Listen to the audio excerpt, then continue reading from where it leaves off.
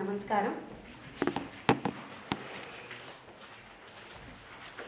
మరణానంతర జీవితం తర్వాతది పునర్జన్మ.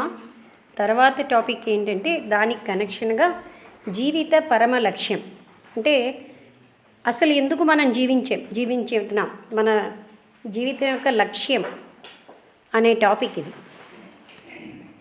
అంటే జీవాత్మగా వచ్చిన మనం తిరిగి మన గోల్ అది చేరడమే మన లక్ష్యం. ఎలా చేరాలి, ఏ రకంగా బిహేవ్ చేయాలి, అలాంటి విషయాలు ఈ టాపిక్లో కవర్ అయ్యాయి అన్నమాట. అయితే సాధారణంగా మానవాళికి మనం అంతా కూడానండి బాడీస్ అన్నీ కూడా కణాలతోటే నిర్మితమై ఉన్నాయని నిన్న మనం తెలుసుకున్నాం. అవి అధో స్థాయిలోకి ప్రయాణం చేస్తూ ఉంటాయి, అంటే మ్యాటర్లోకి. అలాంటప్పుడు మనం కింద స్థాయి ఈ ప్రాపంచిక విషయాల్లో మునిగిపోతున్నాం. ఇతర కణాలు ఊర్ధ్వస్థాయికి ప్రయాణం చేస్తాయి. మూడో గమనం ఏమిటంటే ఊర్ధ్వస్థాయి నుంచి స్పిరిచువల్ లెవెల్కి వెళ్ళడం.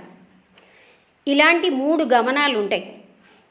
అయితే సామాన్యంగా అధోస్థాయిలో ఉన్న వ్యక్తులకి self centred and selfish activities, ఎప్పుడు కూడా వాళ్ళ పరిస్థితులు, వాళ్ళ కుటుంబము, వాళ్ళకి స్వార్థపూరితమైన పనుల్లోనే ఉంటారు.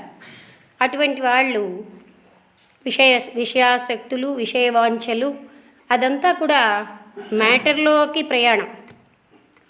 రెండో ప్రయాణం ఏంటంటే ఇదేం కాదు, జీవాత్మగా నాకు ఒక లక్ష్యం ఉంది అని దేహాత్మ అంటే ఏమిటండి, శరీరం తాను అనే భావిస్తున్నటువంటి, ఇది మన సౌలభ్యం కోసమే ఇన్ని ఆత్మలు అసలు లేవు, మనం విడదీసుకున్నాం.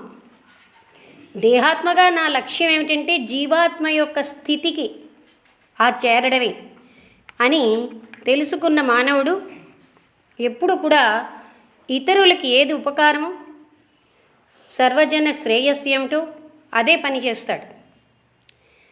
అందుకని ఆయన యొక్క ప్రతి లక్ష్యము, ప్రతి పని కూడా అందరి శ్రేయస్సు కోసమే ఉంటుంది. అలా కాకుండా స్వార్థంగా ఉన్న వ్యక్తికి తన పురోభివృద్ధి కోసమే చేస్తూ ఉంటాడు.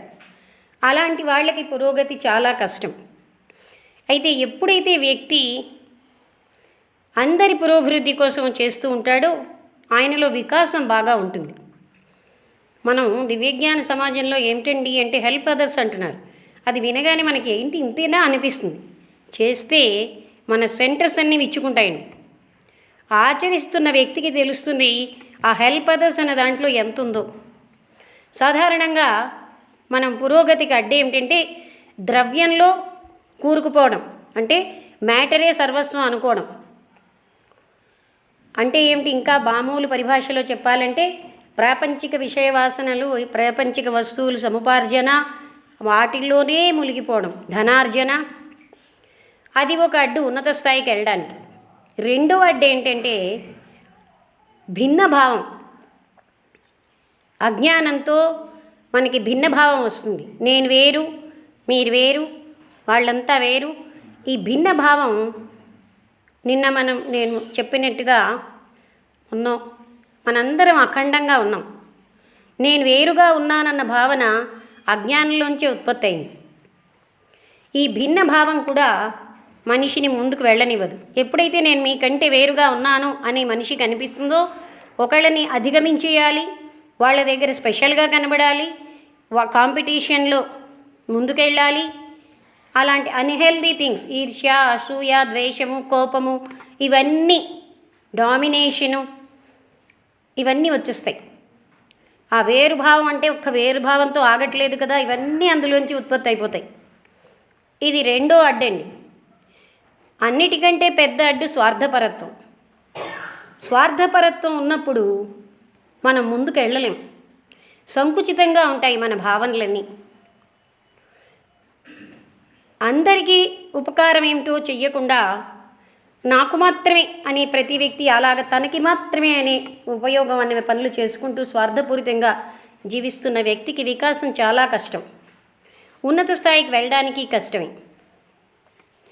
అయితే నచ్చినా లేకపోయినా అందరినీ సుఖపెట్టేటటువంటి పనులు చేస్తూ ఉంటే మనం నెమ్మదిగా మీదకి వెళ్తాం. అయితే మనకి ఎలా అనిపిస్తుందంటే అలా చెయ్యాలి అంటే మనకి చాలా సంయమనం ఉండాలి, ఇంద్రియ మనోనిగ్రహాలు ఉండాలి. ఏం అవసరం అలాంటి పని చేయడానికని స్వార్థంగా ఉన్న వ్యక్తికి అనిపిస్తుంది, ఏమిటి ఇవి, నాకు దీంట్లో ఏమిటి లాభం? అది కేవలంగా సత్యం అనే తపన ఉన్న జ్ఞానం ఉన్న వ్యక్తులు మాత్రమే ఇది ఎంత ఆవశ్యకత గుర్తించగలరు. జ్ఞానం లేని వ్యక్తులకి ఏమనిపిస్తుంది, అంత అవసరమా కష్టపడి ఇంకోళ్ళ కోసం? ఎందుకంటే పరభావం ప్రతిష్టాపన అయిపోయింది లోపల. అందుకని వాళ్ళకి అనిపిస్తుంది ఇలాగ పరోపకారం ఏమిటి, మనకేమిటి లాభం అండి అని అడుగుతారు ప్రతిదానికి. సౌరీస్ గారని ఒక ఎన్లైటెండ్ లేడీ ఉండేవారు, చలంగారి కూతురు. నేను ఎంతో ఆనందపడేదాన్ని ఆవిడ యొక్క సాంగత్యంతో. ఆవిడ మాట్లాడేవారు కాదు. భీమినిపట్నం అనే ఊరిలో విశాఖపట్నానికి 30 కిలోమీటర్స్. నేను విజయనగరంలో చదువుకుంటున్నప్పటి నుంచి తెలుసు. నేను అప్పుడు ఎంతమందినో తీసుకువెళ్తూ ఉంటే కొందరు అడిగేవారు, ఆవిడ జ్యోతిష్యం చెప్తారా, ఆవిడ ఏమైనా ప్రశ్నలు చెప్తారా? చెప్పరు. అయితే ఎందుకండి అక్కడికి వెళ్ళడం అనేవారు. సెల్ఫ్ సెంటర్డ్ అంటే మనం ఎంత పరమాత్ముడిని వచ్చినా మనకు తెలియదు ఏమడగాలో. ఏమయ్యా నాకు ఒక పెద్ద ఇల్లు ఇవ్వయ్యా, కొంచెం డబ్బు ఇవ్వయ్యా అని అడుగుతాం. అంతకంటే మనకి ఏం తెలియదు. మన పురోభివృద్ధి ఏమిటో మనకి డబ్బే అనుకుంటాం. బికాస్ మనకేమో పరిణామం జరగలే. ఈ సెల్ఫ్ సెంటర్డ్ యాక్టివిటీసే సర్వస్వం అనుకుంటున్నాం, బాడీకి సంబంధించిందే సమస్తం అని. బాడీనే వదిలేసి వెళ్ళిపోతాం కదండి. ఆ విషయం మనకి బాడీ కూడా మంది కాదు. ఆ విషయం మనకి తెలిస్తే బాడీకి సుఖాన్ని ఇచ్చేవే మన సుఖం అని మనం ఫీల్ అవ్వం. మనలో ఉన్న జీవాత్మ వేరు, మన శరీరాలు వేరు. శరీరాలని సుఖపెట్టడమే మన లక్ష్యం కాదు. Ships in the harbour are safe, but that is not what ships are meant for అని ఒక ప్రొవెర్బ్ ఉంది.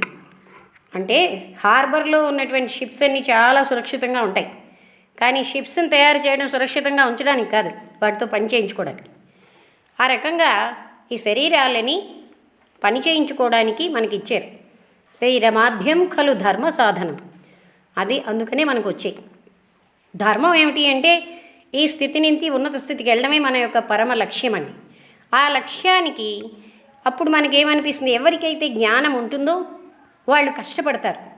చాలా కష్టమే, చాలా స్వార్థంలో కూరుకుపోయి ఉన్న జ్ఞానం ఉన్న వ్యక్తి ఇలా నేను ఉండడం కాదు, జీవాత్మ యొక్క అప్లిఫ్ట్మెంట్కే, అంటే దేహాత్మ చేసే పనులన్నీ జీవాత్మ కోసమే చేయాలి అని తెలుసుకుని తనకి ఇష్టం ఉన్నటువంటి ఇంద్రియ సుఖాలే కాకుండా, తనకి నచ్చినటువంటి పనులే కాకుండా ఇది అందరికీ ఉపయోగమా కాదా అని తెలుసుకునే చేస్తారు. అటువంటి వాటి వల్ల వాళ్ళు చాలా అప్లిఫ్ట్ అవుతూ ఉంటారు. అయితే ఇందులో చాలా అవరోధాలు వస్తూ ఉంటాయి. అంటే ఈర్ష్య, ద్వేషము, కోపము, ఇలాంటి లక్షణాలు ఉన్నవాళ్ళని ఈ గుణాల నుంచి ప్రేమ, కారుణ్యం అటువంటి గుణాలకి మనం ఎదగాలి. అలా ఎదగడానికి చెప్పాను కదా, మొదటి మనలో మ్యాటర్ ఎలా ఉంటుందంటే, ఫర్ ఎగ్జాంపుల్ ఒక వ్యక్తిలో ఎక్కువగా ఆ ద్రవ్యము చెడుని అట్రాక్ట్ చేసే ద్రవ్యం ఉన్నప్పుడు మనం ఉన్న మానవాళిలో కూడా వాళ్ళు ఆ ద్రవ్యాన్నే, సాంగత్యం ఉంటుంది కదండి, వాళ్ళు ఆ సాంగత్యాన్ని ఇష్టపడతారు. మరికొంచెం బలం అయిపోతుంది. ఫైనల్గా అనుకుంటారు, నాకు ఇలాంటి లక్షణాలే ఉన్నాయి, పుట్టేను కాబోలు, ఇవి నాకు ఇంకా పోవు అనుకుంటారు. అదో ప్రమాదం ఉంది. ఎంత పాతుకుపోయిన లక్షణమైనా పురుష ప్రయత్నంతో పోగొట్టుకోవచ్చు. అందువల్ల అది వాళ్ళకి అలా అనిపించదు. ఎవరైతే దానికి వ్యతిరేక దిశలో పనిచేస్తారో, ఎంత బలంగా పాతుకుపోయాయో అంత బలంగా పెకలించే దిశగా ప్రయత్నిస్తే తప్పకుండా ఒక్కొక్కటి మనం పోగొట్టుకోగలం. కానీ ఆ ద్రవ్యం ఎక్కువగా ఉన్న వ్యక్తులకి అలా అనిపించదు. అందువల్ల ఈ జ్ఞానం ఉన్న వ్యక్తుల సంపర్కం వల్ల కానీ, జ్ఞానంతో ఉండడం వల్ల కానీ వాళ్ళని ఇది కాదు, నేను ఇలా ఉండిపోవడం కాదు అన్న అవేర్నెస్ వస్తే దానికి వ్యతిరేకంగా పనిచేసి, అయితే పని చేయాలంటే ఒకటి ఆ ఫోర్స్కి వ్యతిరేకంగా పనిచేయాలి. అది చాలా ఫోర్సుబుల్ కదండి. కొన్ని 20,000 సంవత్సరాల నుంచి ఒక గుణం ఉండిపోయింది. ఆ గుణానికి ఎగెన్స్ట్గా పనిచేయాలి. దానికి ఎంతో ఇచ్ఛాశక్తి ఉండాలి, బలం ఉండాలి. అంత బలంగా పనిచేయడానికి ఇష్టం ఉండదు మనకి. ఏదో సామాన్యమైన వేలో వెళ్ళిపోవచ్చు కదా అనిపిస్తుంది. అందుకోసమని దానికి వ్యతిరేకంగా పనిచేసినప్పుడు మనలో కూడా అప్పుడు ఉన్నతమైనటువంటి లక్షణాలు వస్తూ ఉంటాయి. అంటే ఈ విధంగా ఏ మానవులైతే అంటే కొంతమందికి మొదటి నుంచే కొంచెం అంటే వాళ్ళ జన్మల నుంచి వాళ్ళు ఎలివేట్ అయి ఉన్నారు. అంటే పరోపకారం చేసే పనుల్లోనే ఎక్కువగా స్వార్థరహితంగా వాళ్ళు ఎప్పుడు కూడా అవకాశం వెతుక్కుంటారు. పరోపకారానికి ఆపర్చునిటీ దొరికితే చాలని. చూడండి, మన ధర్మంలో ఉపకారం చేసి వాళ్ళకి నమస్కరిస్తాం. మనం అంటే దానం ఇచ్చి నమస్కరిస్తాం. అంటే మీ వల్ల నాకు మంచి పని చేసే అవకాశం వచ్చిందని. అది మన ధర్మంలో ఉన్న సౌందర్యం. అంటే ఉపకారం అంటే సేవ చేసే అవకాశం ఇచ్చేవయ్యా లేదా ఇచ్చేమమ్మా అని మనం వాళ్ళకి నమస్కరిస్తాం. అలాంటిది అందుకే అంటే దీనికి మామూలుగా ఒక కనెక్టెడ్ శ్లోకం ఉందండి. అభివాదనశీలస్య నిత్యం వృద్ధోపసేవినః చత్వారి తస్య వర్ధంతే ఆయుర్విద్యా యశోబలం.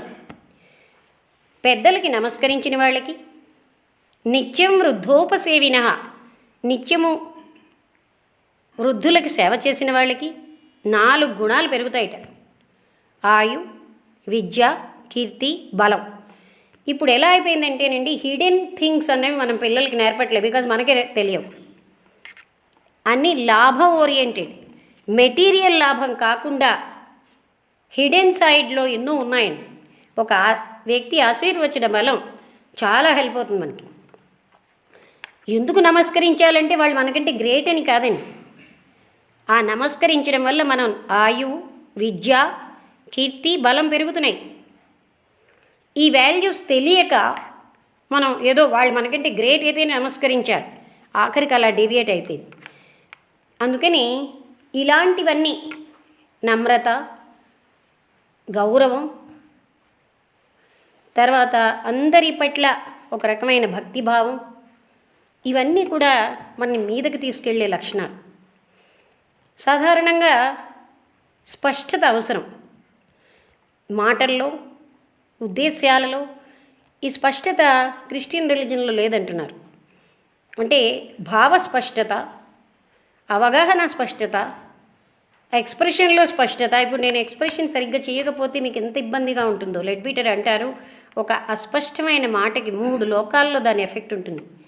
అస్పష్టంగా పలకడం కానీ, ఒక రకమైన నీచమైనటువంటి పదాలు వాడడం వల్ల కానీ దాని కర్మ మనకు ఎంత ఎఫెక్ట్ ఇస్తుందో అంటారు. అందువలన ప్రతి పనికి కర్మ ఉంటుంది. అందుకే మనం ఉన్నత స్థాయికి వెళ్ళే కర్మలు చేయడం, ప్రతినిత్యము మనం ఏదైతే మనం ఆఫ్టర్ ఆల్ అనుకుంటున్నామో దానికి ఎంత ప్రాముఖ్యత ఇచ్చారంటే మహాత్ములు, ఇందులో మొట్టమొదటిగా వాళ్ళు చెప్పినది ఏంటంటే, ఎవళ్ళైతే ఇలా పరోపకారమే చేస్తూ వాళ్ళలో ఉన్నట్టు అవలక్షణాలన్నీ పోగొట్టుకుని నిరంతరం సేవావకాశం కోసం చూస్తున్నటువంటి వ్యక్తులు, నిస్వార్థంగా ఉన్న వ్యక్తుల కోసం వాళ్ళు వెతుకుతూ ఉంటారట. అలాంటి వ్యక్తులు వాళ్ళకి ఎలా కనబడతారంటే, పూర్తి అంధకారంలో ఒక పెద్ద దివిటి వెలుగునట్టు కనిపిస్తుంది వాళ్ళకి. వాళ్ళు వెతుకుతారట అలాంటి నిస్వార్థమైన వ్యక్తి ఎవరైనా ఉన్నారా. అప్పుడు వాళ్ళు అతన్ని పనిముట్టుగా తీసుకోవడానికి ప్రయత్నిస్తారు. అప్పటికే మనకి first initiation, second, third, fourth అని ఉన్నాయండి. అంటే ప్రథమ తారాదీక్ష, At the Feet of the Master అనే పుస్తకంలో చెప్పినట్టుగా అవన్నీ సాధించేసరికల్లా మనం ప్రథమ తారాదీక్షని పొందిన వాళ్ళం అవుతాం. వివేకం, వైరాగ్యం, షట్సంపత్తి, ప్రేమ, ఇవి మనం ఆచరణలోకి వచ్చేసరికల్లా మనం ప్రథమ తారాదీక్షని పొందిన వాళ్ళు అయిపోతాం. అట్ ద పరమగురు చరణ సన్నిధి అనే పుస్తకం. అయితే ఎవరైతే ప్రథమ తారాదీక్షకి అర్హులైపోయారో, అంటే అది పొందిన వాళ్ళు సాధారణంగా వెనక్కి పడిపోరు, లేకపోతే వెనక్కి పడిపోయే ప్రమాదం ఉంటుంది. అటువంటి వాళ్ళు అంటే ఈ ముందుకు వెళ్తున్న టైంలో ఒకటి ఏ రకమైనటువంటి స్వార్థ చింతన ఎప్పుడైనా వచ్చే అవకాశం ఉంది. పరమగురు స్థానానికి వెళ్ళినా వెనక్కి పడిపోయే ప్రమాదం ఉంది. అందుకని నిరంతరంగా నిస్వార్థతతో ఉన్నటువంటి వ్యక్తుల్ని వాళ్ళు చూస్తూ ఉంటారు. ఆ తర్వాత వాళ్ళు ఏం చేస్తారంటే, వాళ్ళు ప్రొబేషనరీ అంటే దాన్ని తెలుగులో ఏమంటామండి,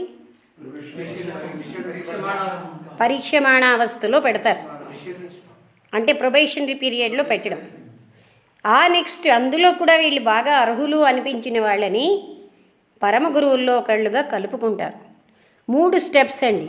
ఫస్ట్ ఏంటంటే సమూహాత్మ స్థితి నుంచి మానవుడిగా ఆయన అంటే ఇండివిజువలైజేషన్ అవ్వడం ఒక స్టెప్.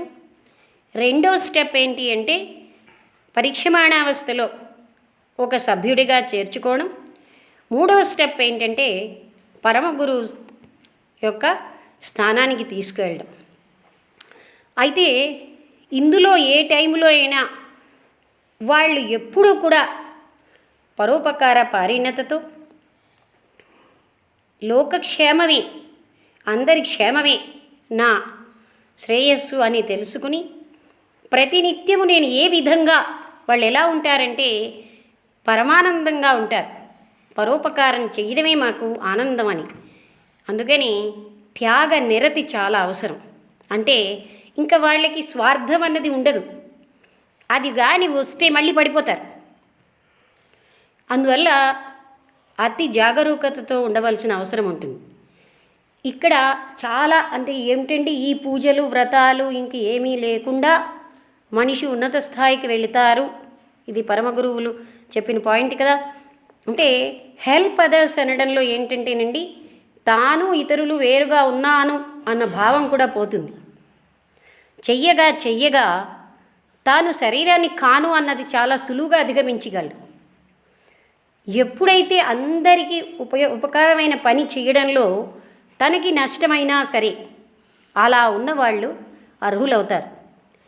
అంటే ఆ పరమగురు స్థానానికి వెళ్ళడానికి. దానికి వీళ్ళకి ఎన్నో రకాలైన అంటే దాన్ని ఎంపిక చేసిన శిష్యులు అంటారు. అంటే వాళ్ళని ఏదో ఇంగ్లీష్లో ఉంది, నాకు జ్ఞాపకం లేదు.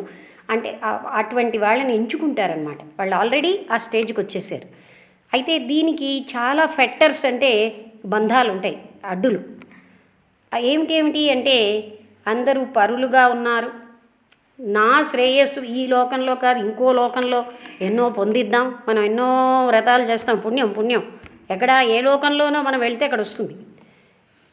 కావాలంటే చూడండి, పుణ్యం వస్తుంది అంటే ఏమిటండి, ఇంకో లోకంలో సుఖం పట్ల ఆరాటం. సుఖాసక్తిని kill out desire for comfort అని Voice of the Silence Light on the పాత్రలో చెప్పారు. Kill out ambition, kill out అన్నారు అంటే ఏంటి, సర్వనాశనం చేసేయాలి. డిజైర్ ఫర్ కంఫర్ట్, ఈ లోకంలో డిజైర్ ఫర్ కంఫర్టే కాదు, ఉన్నత లోకాల్లో ఉన్న డిజైర్ ఫర్ కంఫర్ట్ కూడా మనం కిల్ అవుట్ అంటే పూర్తిగా లేకుండా చేసుకోవాలి. అంటే సుఖాసక్తి మనం వదిలిపెట్టాలి. ఇంకా చెప్పనా, kill out desire for life, జీవించాలన్న కోరికను కూడా చంపేమన్నారు. ఎందులోనండి, వాయిస్ అంటే లైట్ ఆన్ ద పాత్రలో వస్తుంది. But live as though you are ambitious, but live as though you have the desire for comfort. అక్కడ చెప్పిన వాక్యాలు. సుఖాసక్తిని చంపేయి, సుఖాసక్తి ఉన్నవాడిగా జీవించంటారు. అలాగే kill out ambition but live as though you are ambitious. ఇలాంటివి అక్కడ అవసరమైనటువంటి అంటే ఇక్కడ బంధాలు ఏమిటంటే ఇంకొక లోకంలో ఏవో తృప్తి సంతోషం పొందుతాం. మనకు అందరికీ మనం ఎన్నో తీర్థయాత్రలు అవన్నీ ఎందుకు చేస్తున్నామండి, పుణ్యం అంటే పుణ్యం మీన్స్ వాట్, ఇంకా లోపలికి వెళ్తే ఆ స్వర్గంలో సుఖాలు పొందేస్తాం.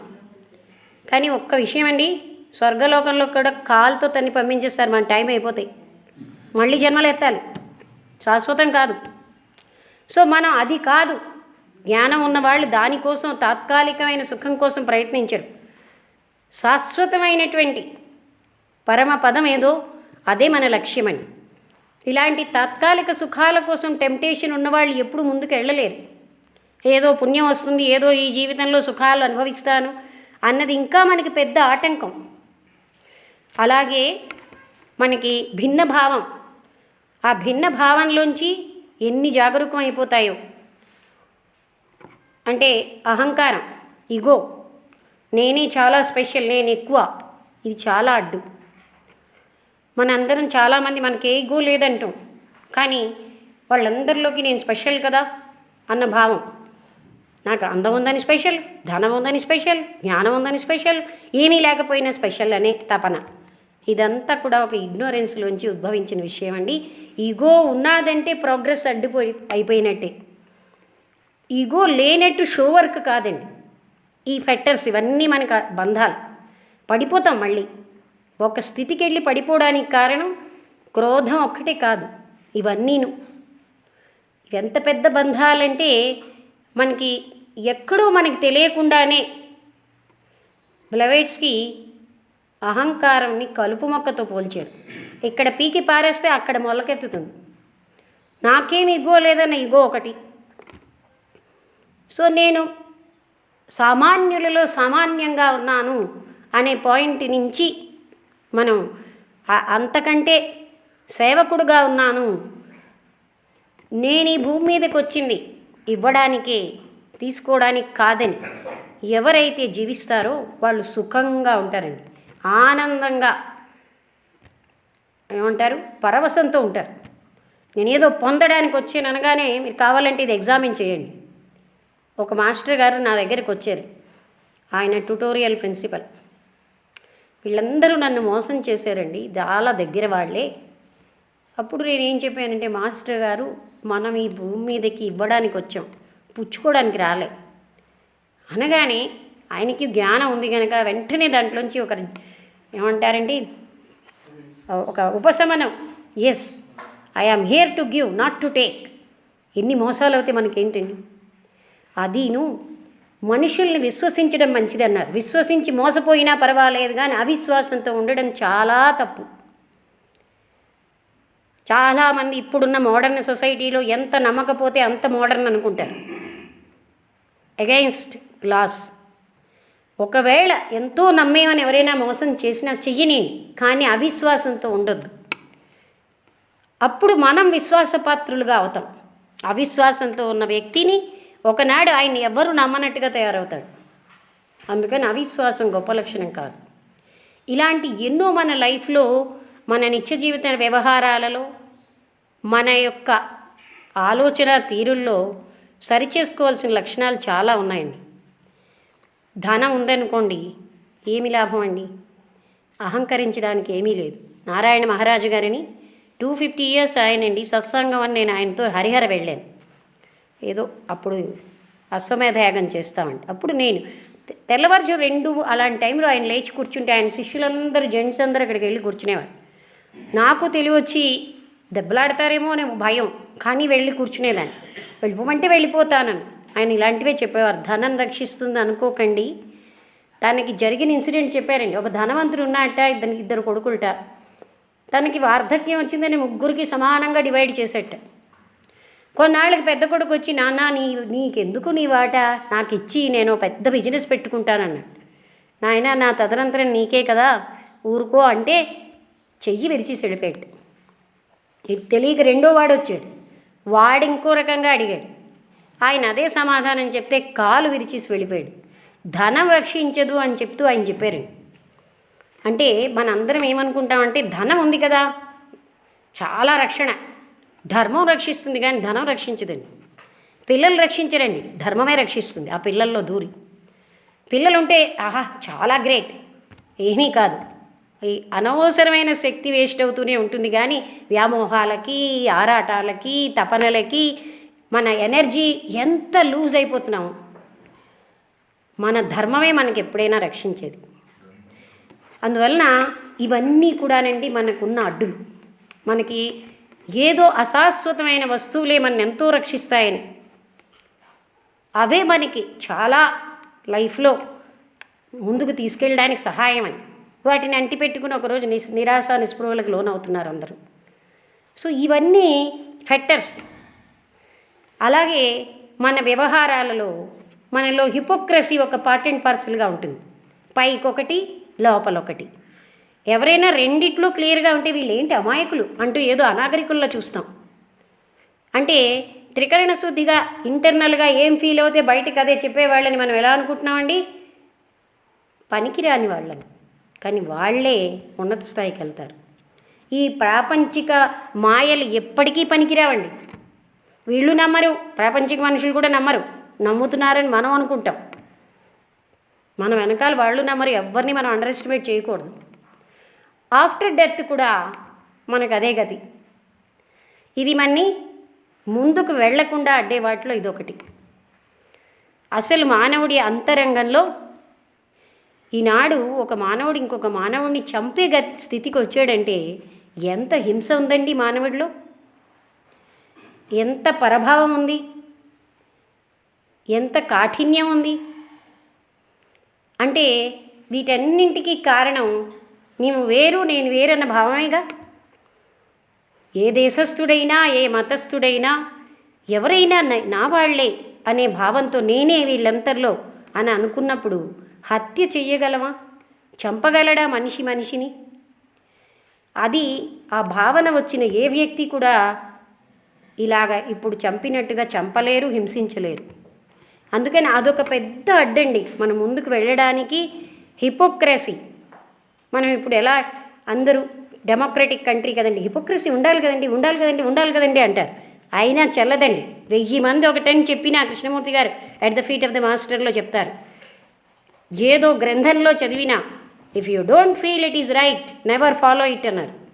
మీరు అది రైట్ అని మీకు అనిపిస్తేనే ఫాలో అవ్వండి. ఏదో మహద్గ్రంథంలో చెప్పారనో వేలాది మంది ఆచరిస్తున్నారనో దేన్ని మీరు పాటించకండి. మీ అంతటి మీకు ఇది రైట్ అనిపిస్తేనే పాటించండి అన్నారు.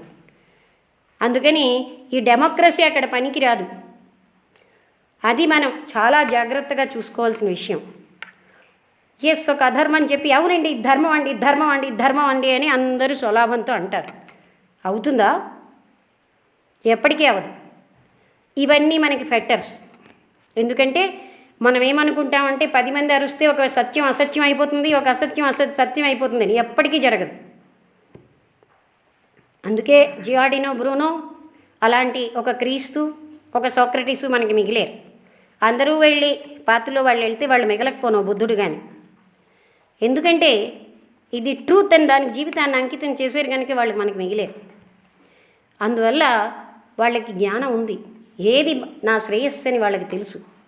అంటే ఉన్నత స్థాయికి వెళ్ళి అందరినీ ఆ స్థితికి తీసుకెళ్ళడం కంటే పెద్ద పని లేదండి. పెద్ద పవిత్రమైన పని. మనం ఏంటనుకుంటాం, అందరి కోసం చేసిన తల్లి చెప్తుంది పిల్లలకి, ఇగో నీకు ఇస్తున్నాను టిఫిన్, ఒక్కడివే తిను, ఎవరికి పెట్టకు. పాపం వాడికి ఏంటంటే ఫ్రెండ్లీనెస్తో పెడతాడు. మా వాడు తింటం లేదు, మీ వాడు తీసేసుకున్నాడు అంటూ దెబ్బలాటకు కూడా వచ్చేస్తున్నారండి. అంటే ఈ పరభావం అప్పటి నుంచి మొదలు. ఆ త్యాగం వల్ల ఎంత అంటే అది హిడెన్ ఫోర్స్ అండి. రంతిదేవుడు ఆనాడు తనకు కూడా లేకుండా ఇచ్చేసాడు. ఆ ఇవ్వడంలో మనం గమనించింది ఏంటంటే ఆ హిడెన్ సైడ్ ఆఫ్ థింగ్స్. వాళ్ళకి ఏం పెరుగుతోంది. హరిశ్చంద్రుడు సత్యం కోసం అంతలా ఉన్నాడంటే ఆయన తెలివి తక్కువవాడు కాదు. He knows the happiness in that which we don't know. అసత్యంలో ఉన్న ఆనందమే మనకి తెలుసండి, సత్యంలో ఉన్న ఆనందం తెలియదు. సత్యం అని కావాలంటే లెక్చర్లు ఇవ్వడమే చేస్తాం కానీ సత్యాచరణలో అంటే ఎవడుంటాడండి? అన్ని కష్టాలు ఎవడపడతాడు? ఏదో అంటున్నారండి. మరి మన లైఫ్లో అలాగే ఉంటున్నాయి. రియల్ అప్లిఫ్ట్మెంట్ మనకి రావటం లేదు. ఆచరణలో లేనప్పుడు ఇక్కడ మనుషుల్ని కాదు బ్లఫ్ చేయగలిగేది, అక్కడ చూస్తూ ఉంటారండి. మనం ఎప్పుడూ అండర్ అబ్జర్వేషన్ ఉన్నాం.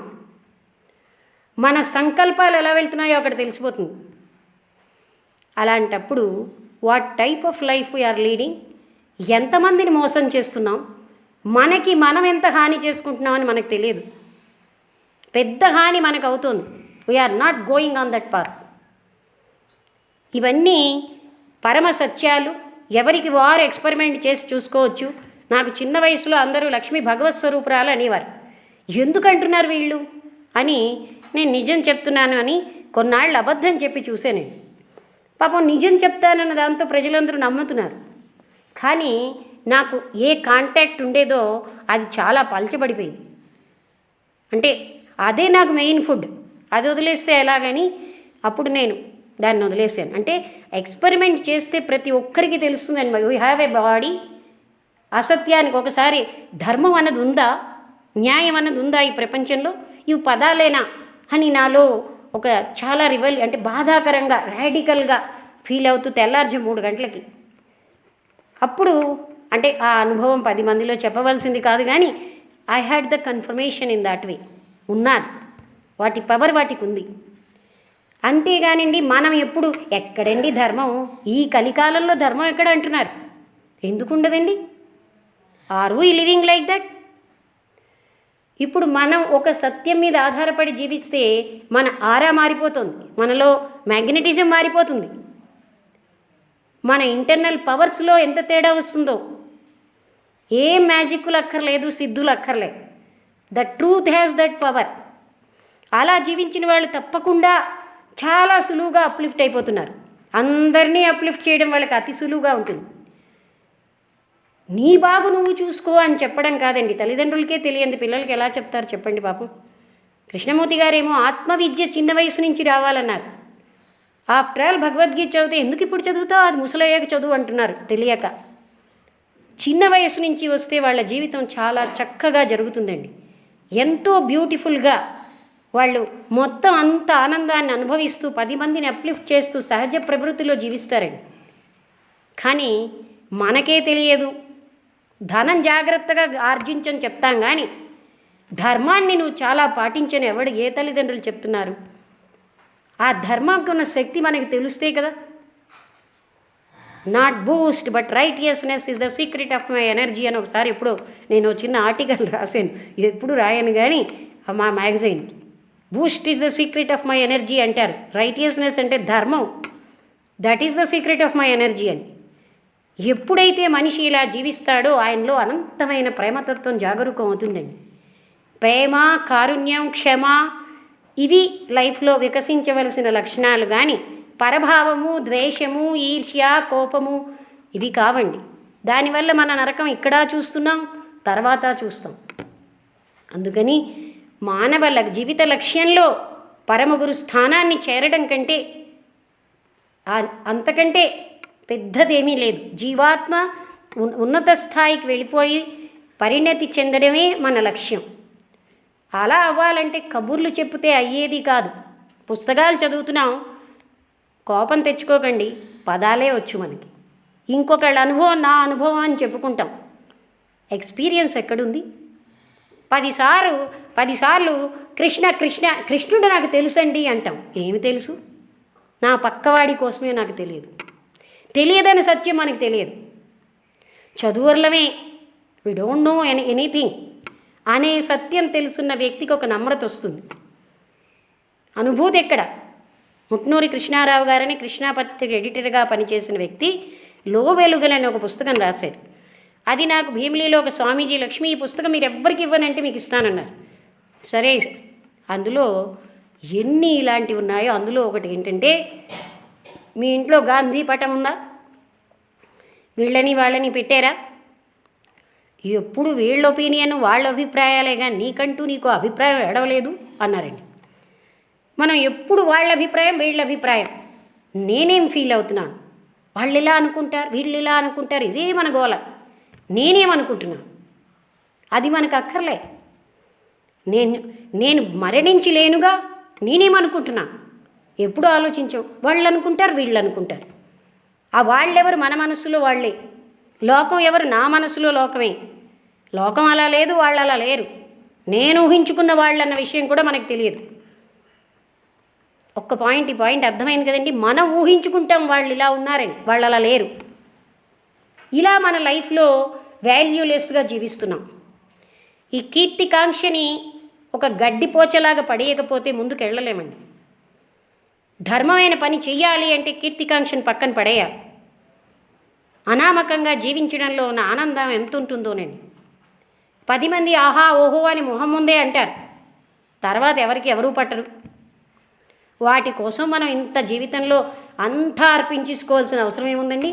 10 అసత్యాలు, ఎన్ని మోసాలు, ఒక మిథ్యా వ్యక్తిత్వాన్ని పెట్టుకుంటాం. కృష్ణమూర్తి గారు ఇమేజ్ అంటారు. ఆ ఇమేజ్ మేకింగ్ కూడా మన సెల్ఫ్ నాలెడ్జ్ని, సెల్ఫ్ రియలైజేషన్కి అడ్డు అంటారు. ఇమేజ్ అంటే నాకు ఊహాత్మక చిత్రం ఉంటుంది నా పట్ల. ఫర్ ఎగ్జాంపుల్, నేను పిసినారని అనుకోండి, నేను మహాదాతృత్వం ఉందని నువ్వు ఊహించుకుంటా. నాకు క్షమే లేదు, అబ్బా నాకు ఎంత క్షమ ఉంది అని జీవిస్తారండి ఊహాత్మక చిత్రంలో. నాకు మహా హింసాత్మక ప్రవృత్తి ఉంటుంది, నాకు అహింసే అహింస అని ఊహాత్మక చిత్రం. ఎవరైనా బాబు నీలో హింస చాలా ఉంది, చచ్చా ఆ మాట వినగానే అక్కడ ఒక చిన్న కన్నం పడితే గబగబా సిమెంటును ఇటుకలు తెచ్చి పేవ్ చేసేసినట్టు చేసేస్తాం. చిచ్చి మనసు ఏం చెప్తుంది? ఆత్మవంచన చేస్తుంది. నువ్వేమిటి, నువ్వు చాలా గొప్పవాడివి, ఇలాంటి లక్షణాలు నీకెందుకుంటాయి అని ఆత్మవంచన చేస్తుంది. ఇది రెండో అడ్డు. ఇలాంటి ఫెక్టర్స్, వీటిని ఏమంటారు? బంధాలు మనకి అడ్డు తగులుతూనే ఉంటాయండి. ఎంత పైకి వెళ్తున్నా విసుగు, కోపం, చికాకు, పరభావం, ఇతరులను అణిచేయాలనే ప్రవృత్తి, ఇవన్నీ మనలోని పైకి వస్తూ ఉన్నప్పుడు అవేర్నెస్తో మనం జాగ్రత్తగా అబ్జర్వ్ చేసి పరోపకార పారీణతే చాలా ముఖ్యం. లేకపోతే ఏంటవుతుందండి, అది చెప్పడానికి వినడానికి ఇలా ఉంది కానివ్వండి, చేస్తూ ఉంటే మన సెంటర్స్ అన్నీ ఎవ్వరు ఏ కుండలిని చేయక్కర్లే, ప్యూరిటీ లెవెల్ పెరిగిపోయి మన సెంటర్స్ వాటంతటా విచ్చుకుంటాయి. ఆ ప్యూర్ లైఫ్కి అంత పవర్ ఉందండి. ఏ దీక్షలు చేయక్కర్లే, స్వార్థం వదిలి ఆ నిరంతరం ఇతరుల శ్రేయస్సు కోసం పనిచేసినంతకాలం. అయితే మీరు అనొచ్చు, సేవా నిరతి. ఏమిటి సేవ చేయాలండి? నేను దేహాన్ని అన్నంతవరకు దేహానికి సేవ చేస్తాం. నేను మనస్సుని అన్నప్పుడు ఆ సేవ వేరేగా ఉంటుంది. I'm not this mind or this body or neither the intellect అని తెలుసుకున్నప్పుడు ఆత్మోన్నతికి కావలసినటువంటి సేవ చేస్తామండి. సేవలో మార్పు వస్తుంది.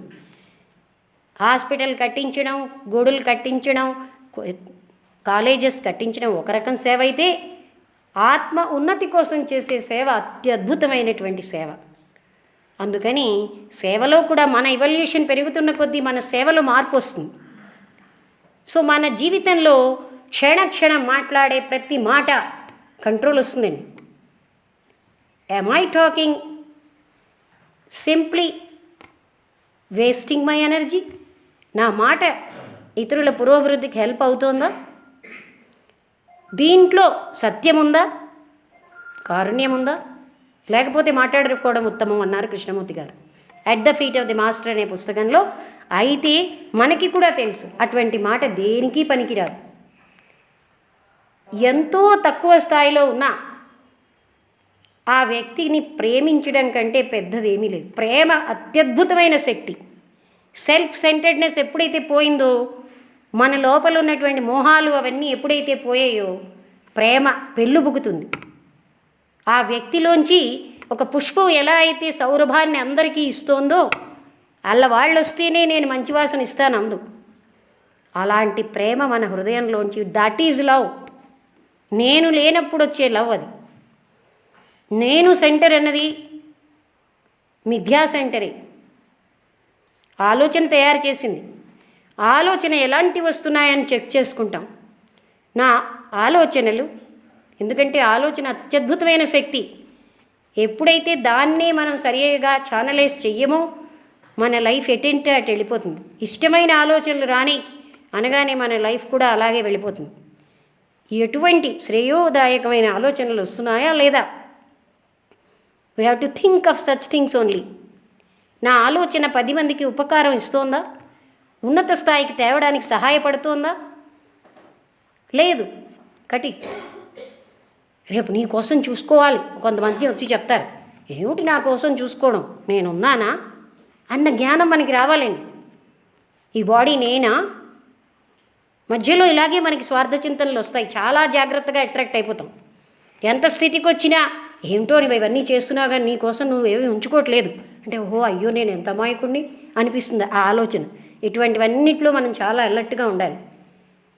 ఈ జ్ఞానం, ఆ అజ్ఞానులు చెప్పే మాటలకి ఇచ్చిన విలువ మనం వాళ్ళకి చెప్పడం కాదుట, వాళ్ళ మాటలు మనం వింటున్నాం. చూడండి, ఇంత జ్ఞానం ఉండి ఆ మాటలు వింటాం, వాటికి ప్రభావితం అయిపోతాం.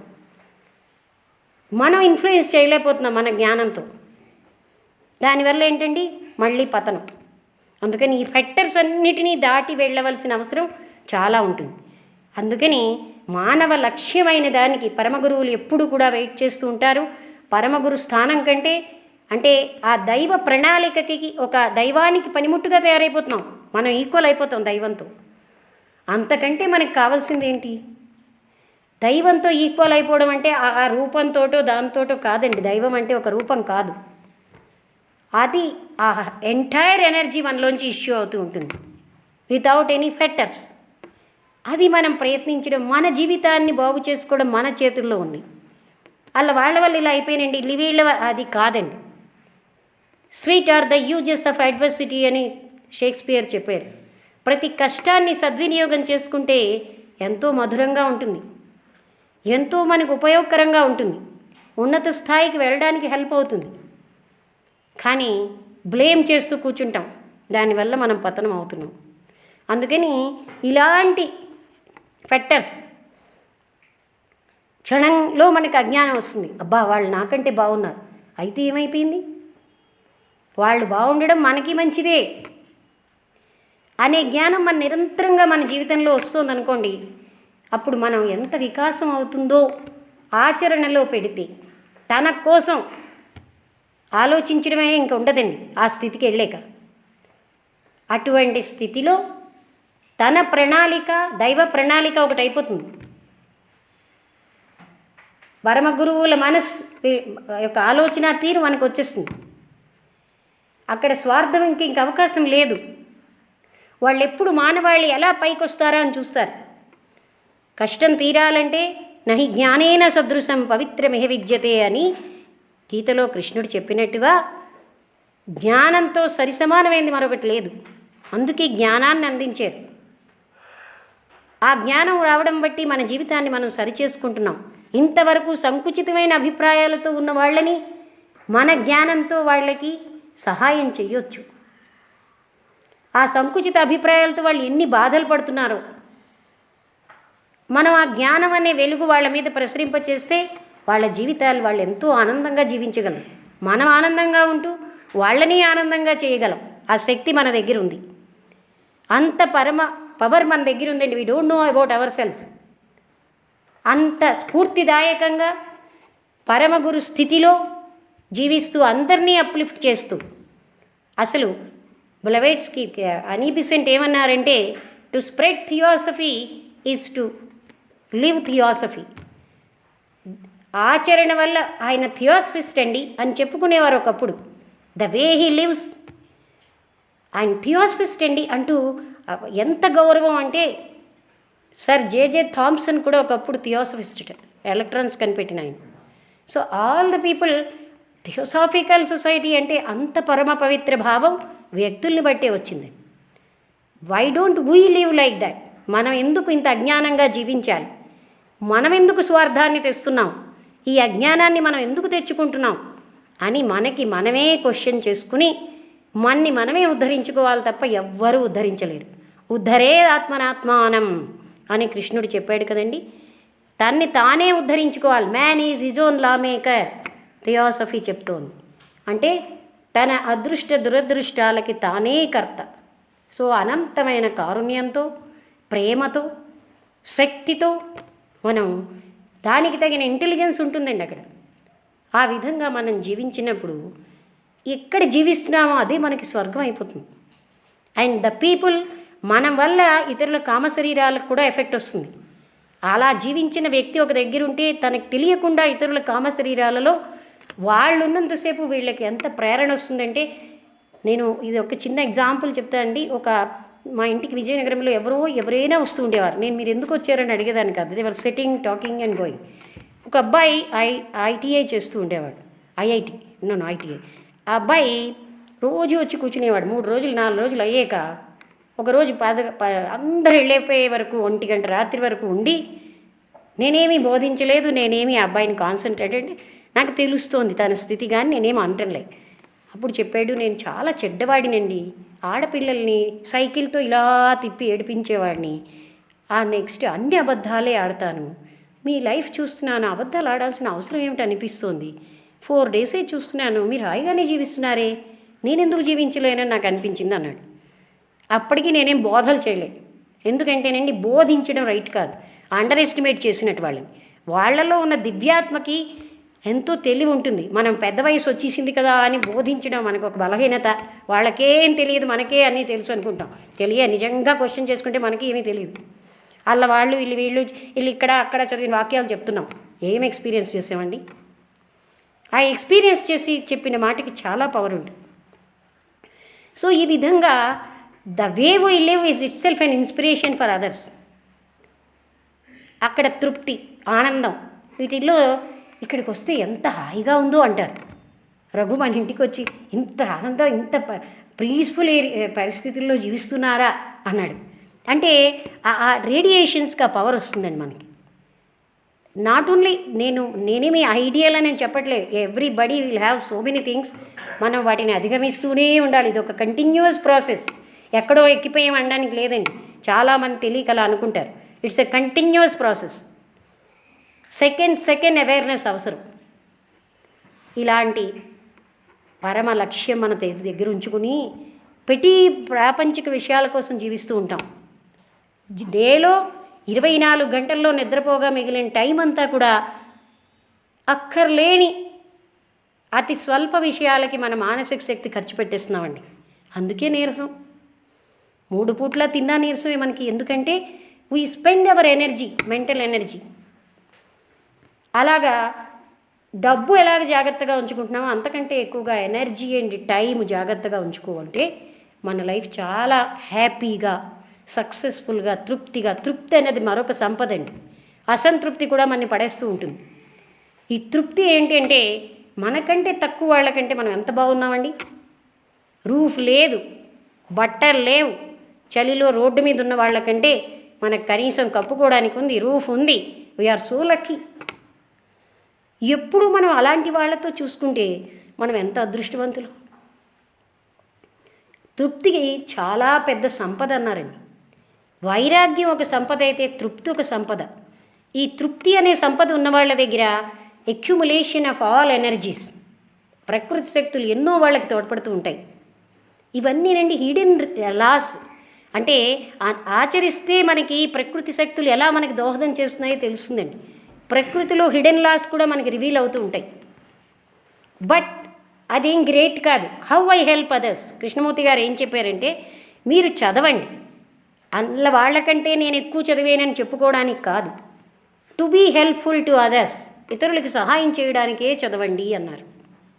సో ఇలాంటివన్నీ మనం జీవితంలో ఎప్పుడైతే, అందుకే ఫస్ట్ ఇనిషియేషన్ అంటే Krishnamurti garu At the Feet of the మాస్టర్లో చాలా క్లియర్గా చెప్పిన విషయాలన్నీ మన జీవితంలో ప్రాక్టీస్లోకి వచ్చాయి అన్నమాట. అది వాళ్ళుట వెనక్కి పడిపోయే అవకాశాలు ఉండవుట. ఆ ఫస్ట్ ఇనిషియేషన్ లేని వాళ్ళు పడిపోతారు. అంటే ఆ స్థితులన్నీ సాధించిన వాళ్ళు ఎప్పుడూ పడిపోరు. అందుకని మన జీవిత లక్ష్యం అదండి. Not to earn money, not to earn fame, not to get degrees. ఇవేవి కావు, ఇవి నథింగ్. ఇక్కడితో నేను ముగిస్తున్నాను. అందరికీ నమస్కారం.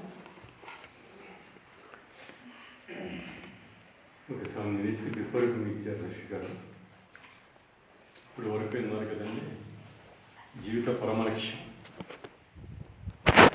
వీడి చివరిలో ఒక అద్భుతమైన